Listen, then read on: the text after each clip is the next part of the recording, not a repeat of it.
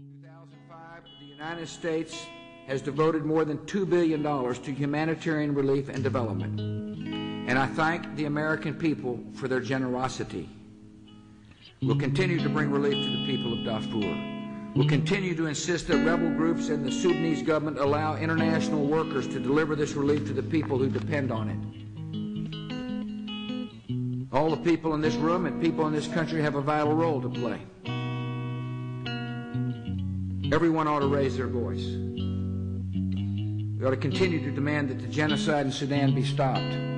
Genocide isn't a recent issue. In fact, it can be dated back to times even before Christ, with the story of Moses. Many people do not realize that this was a case of genocide, or that it even occurred back then.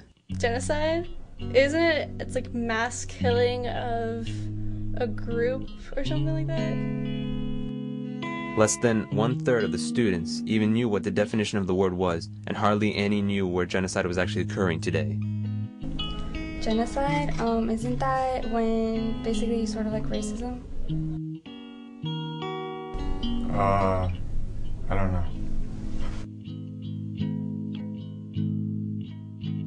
How can we help the future without learning from our past? Are students well informed about genocide today? I think that there are a lot of pressures on curriculum to create scenarios for learning that limit the subjects that are broached in the classroom to a very specific set of almost procedural steps from one idea to another. And generally, genocide is not included in any of those steps. But why aren't these urgent issues? Who knows how much of an epidemic this really is? I have maybe like 1 or 2 friends that actually are involved. Like I've donated money before, but I've never actually gotten involved to try and end it. I don't think there's enough organizations to actually get involved and help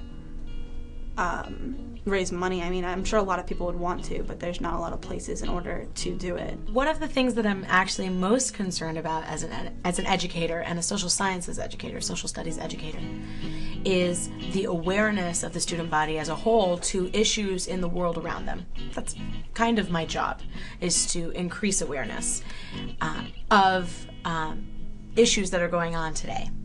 Having said that, I feel that there are students who have a desire to do good things and to be proactive members of a generation that can create change in this world for the better.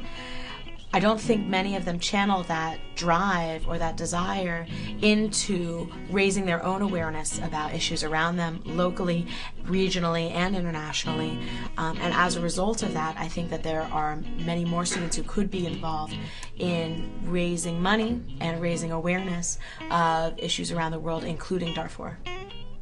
We found that Jupiter High School has a club of students trying to help in any way to help save Darfur. They host bake sales and car washes, doing anything they can to raise funds to help the innocent victims of genocide. Other teenagers in Palm Beach Gardens, Florida, held a benefit concert to raise money. Thousands came to listen to their favorite local bands, like Fallen Patriot, The Ears, and Modern Day 84. It was a big show, it was awesome. A lot of people came, a lot of people wanted to support. You know, it was really nice to see a whole bunch of people go there because, like, I walk around the school and I don't really hear, like, a lot of people that talk about it or, you know, that even know about it, like, when I talk about it. So, it's cool. It was cool to see a whole bunch of people there and support, you know, the stopping or the knowledge of Darfur. The band Fallen Patriot even wrote a song about the genocide.